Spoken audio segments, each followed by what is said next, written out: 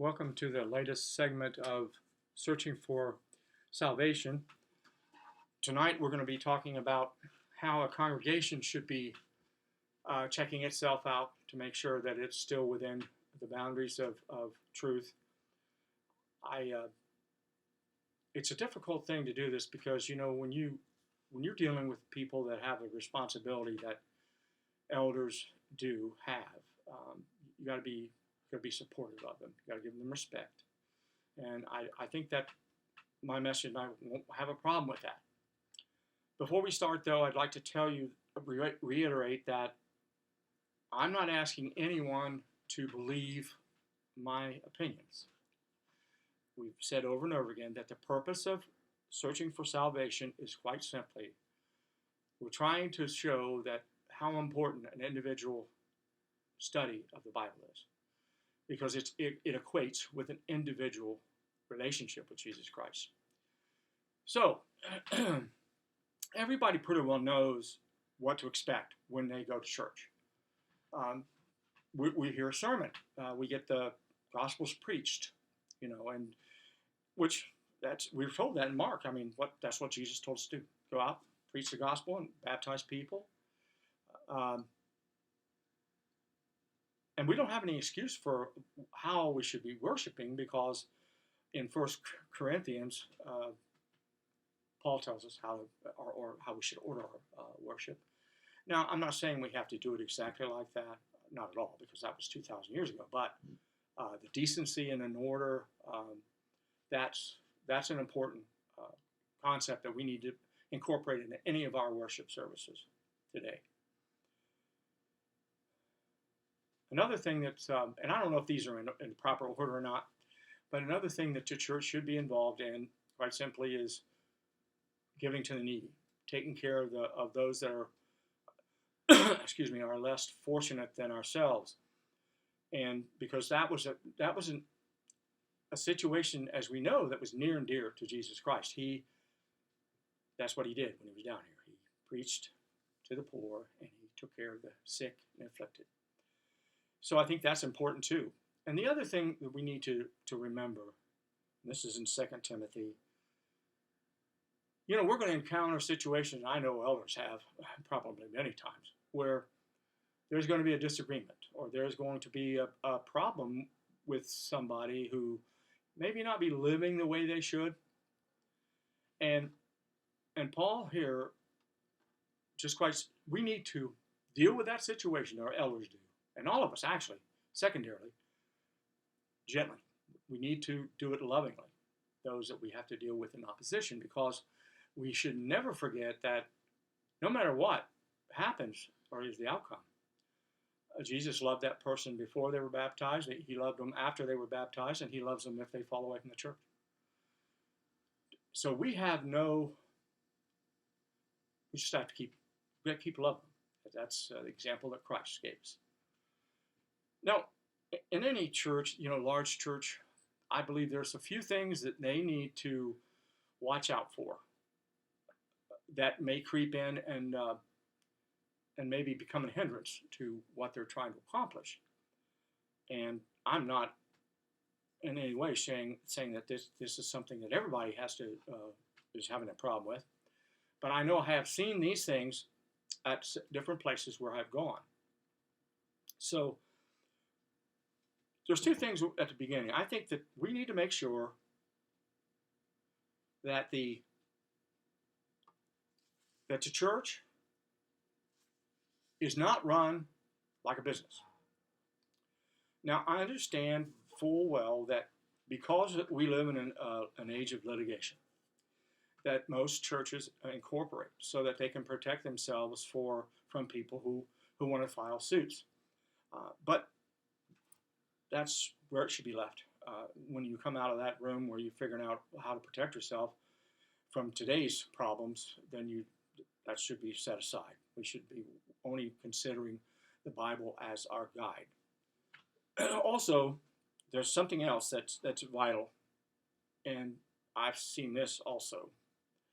And this is, I think, even more troubling to me, and that is, in many places I go, there are certain subjects that are never preached on. And I've been told that because they're controversial and they don't want to offend people and so forth and so on. Well, guess what? Jesus never in his entire ministry not tell the people who were listening to him what they needed to hear. Because he loved them and he knew what they needed. And I think we should be doing the same thing, because are we doing our flock any good? Are you doing your flock any good when you're not even telling them what they need to be doing? And I know that this is difficult. It sounds easy, but I can't imagine how difficult it is for the elders to do this. But that does not diminish the importance of being able to preach whatever your congregation needs to hear. There's another thing here that we need to make sure of, because this is also another problem. Praise groups are wonderful. A good preacher that knows his stuff is good. That's great. But we have to guard against it becoming a performance. Jesus Christ didn't spend 1 second in performance when he was down here. Not one. He came down here because what he was doing was very serious. And preachers and elders, it can't get any more serious for you. You're trying to give the people that are listening to you the words of life. And if you get in the way of that, by like a preacher can, if he's real slick and so forth and so on, he can get in the way of the message, not meaning to. Because when a preacher's done preaching, what should happen is when the people leave the building, their mind should be on Jesus Christ. They should not be predominantly on how good the preacher was and all that. Now, it's good to have a good preacher. I'm not saying it isn't, but you can't let him or get in the way, to short circuit the process of understanding the scriptures. And praise groups. You're going to be more careful here, because in our society, we want to be entertained. Everywhere we go, we want to be entertained, and a lot of it is done with music. And anyone knows just how important music is. We know that there will be music in heaven. And music can lift your spirits and get you through some terrible times. But we need to make sure that what it is simply praise to God from the praise group members and those that receive it. As long as we do that, then it can only enhance our ability to be a Christian. And that's what it's intended for, I'm sure. What else is on there? I think there's a prioritization that needs to take place in the leadership. And that is quite simply, when they look at their congregation, the first thing they should be thinking about is Jesus. How can I get across to my flock what Jesus wants them to do? That is, I believe, the most important thing they need to do. Now, this is my own pet peeve. I guess you'll find out as I'm going through all these. But I think the second thing, quite simply, is make sure you're taking care of the poor. You're helping those that need help. Again, I go back to what I said earlier. It's what Jesus did. It was on his mind all the time. The last thing we should be thinking about is our comfort. There's nothing wrong with good pews. There's nothing wrong with that. I'm not saying that you got to have a hard seat. I'm not saying that. What I'm saying is, if you spend more time worried about got to make sure that everything's comfortable to get people to come, then you're looking in the wrong direction. Because pews don't make Christians. Jesus does. So that goes back to the first priority. So we need to just guard against the fact that to be so focused on our comfort that we lose sight of what's the most important thing that we're doing.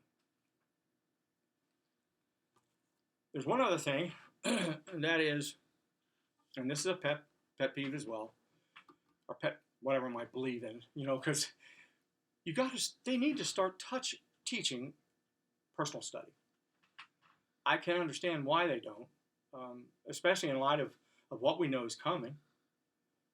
We know that there's going to be a judgment day, and we know full well that no one in our congregation will be there standing beside us, offering help. It just seems, especially when we know that the Word of God is going to judge us on that day, as Jesus tells us in John. Any reasonable man would tell you that, well, I think I need to find out what's in there to make sure that I'm doing what the Word wants me to do. So when I come before Jesus, I don't get this look from him. So I don't know you. That would be horrible. And none of us wants that to happen to anyone. We want all of us to be there, to be with the Lord. So that's something I would like to see the elders at these congregations see more of a need for. I know it would help the congregation. The more you know about Christ, the better it is. You can't know too much about Christ.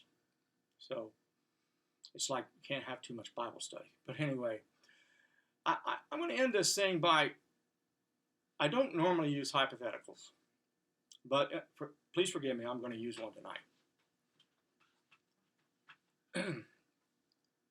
What if one Sunday morning, Jesus walks through the front doors of the church building. He goes to the front of the building where the rostrum is, and he turns around and begins to teach us, and he begins to tell us things that he wants us to do. What if he told us, you need to sell this building, we don't need this is in the way.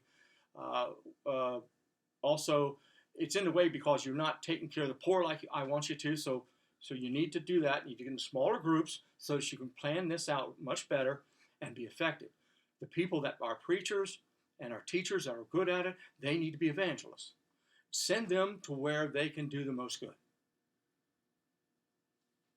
How would you react? And don't think, well, yeah, we would do it. No, don't say that, because in the first century, if you studied what the Jews did, the Pharisees and Sadducees, one of the reasons they hung Jesus on the cross was because they were to take their method of worship away from him. They couldn't have that. This is the Messiah. They knew who he was the Messiah. They did. But they would not accept him because of what he didn't set up an earthly kingdom, and he took away their worship. Let's not be like the Jews. Let's be prepared to give everything up for Jesus, no matter what it is.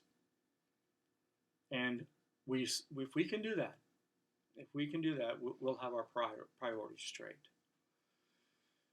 Next week, we're going to be talking about, we'll have a little review, and then we'll close out this section, and then we're going to talk about controversial things, and not to cause problems, not to create disagreements or anything. That's not what I'm doing. What I'm doing is I actually want to do it from the standpoint of showing where it's okay that we disagree, and where there's areas where if we disagree, we have a problem, one of us or the other.